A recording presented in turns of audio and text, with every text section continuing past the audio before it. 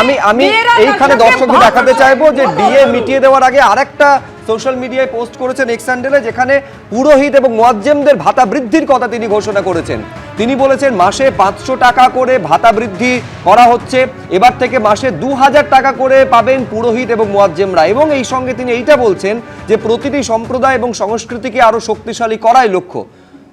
এইটা হচ্ছে সময়টা একেবারে মার্ক করা আছে, দেখতে পাচ্ছেন 2:40 মানে 4টেই ভোটের নির্ঘণ্ট ঘোষণা হচ্ছে, তার 1 ঘন্টা 20 মিনিট আগে এই ঘোষণা মমতা বন্দ্যোপাধ্যায় করেছেন পুরোহিত এবং মুয়াজ্জেমের ভাতা বৃদ্ধি নিয়ে। এবার পুরোহিত মুয়াজ্জেমরা কি বলছেন আমি একবার দর্শকদের দেখাবো, তারপরে প্রদীপদার কাছে আসছি।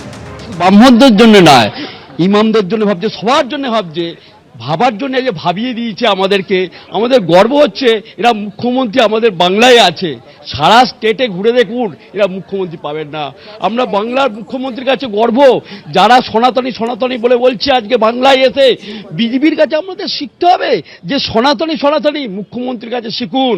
বাংলায় এসে শুধু উল্টো পাল্টা বললে হবে না যে সনাতনী আমরাই সনাতনী আমরাই সনাতনী, আমরা সনাতনী বললে হবে না।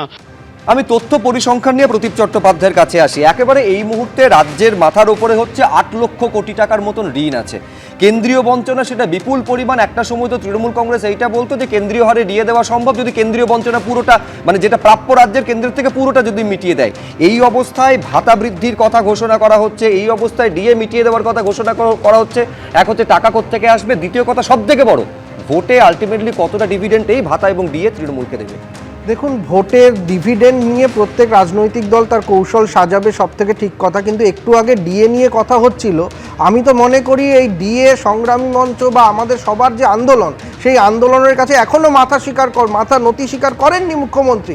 আপনি দেখুন, যদি টাকার সংস্থান হয়ে থাকে তাহলেও তার আগে মনে হলো পুরোহিত ভাতা, ইমাম তাদের ভাতা 2:40 আর 3:05 হচ্ছে গিয়ে ডিএর জন্য টুইট করা। তাহলে টাকার কি আধ ঘন্টায় বেড়ে যায়? টাকা তো আজকে দিনের প্রথমেই তার কাছে যদি সংস্থান হয়, তাহলে আজকে ডিএ যারা আন্দোলনকারী, ডিএ উপভোক্তা, তাদের কথা সবার শেষে মনে হওয়াটা তাদেরকে অপমান করার সামিল। এবং তার সঙ্গে এই যে ভাতা বৃদ্ধি, এটা তো শুধুমাত্র একটা ঘোষণা।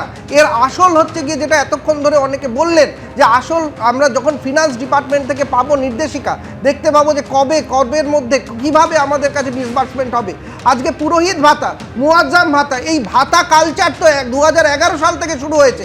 এই 2026 সালে আপনি বলুন তো, এত যদি জনপ্রিয় মা মাটি মানুষের সরকার হয়, ভাতা কেন দিতে হবে? তারা তো বলছেন কেন্দ্রীয় বঞ্চনার শিকার, সাধারণ মানুষ তো দেখতে পাচ্ছে কেন্দ্রীয় আটকে রেখেছে। তাহলে মমতা বন্দ্যোপাধ্যায়ের প্রতি মানুষের সহানুভূতি এমনিই আসতে পারে, তার জন্য শেষ বেলায় ভাতা ঘোষণা করা রাজনৈতিকভাবে চিন্তা, রাজনৈতিকভাবে দেউলিয়া হয়ে যাওয়ার সামিল বলে আমি মনে করি। সুপ্রিম কোর্ট বলেছে এইটা কি শেষ পর্যন্ত ওস্তাদের মার শেষ রাতে প্রমাণিত হবে, নাকি আলটিমেটলি এটা কোনো ডিভিডেন্ডই আলটিমেটলি ভোট বাক্সে তৃণমূলকে দেবে না? এ তো 4 তারিখে যখন ভোটের ফলাফল ঘোষণা হবে তখন বোঝা যাবে। এবিপি আনন্দ, এগিয়ে থাকে, এগিয়ে রাখে।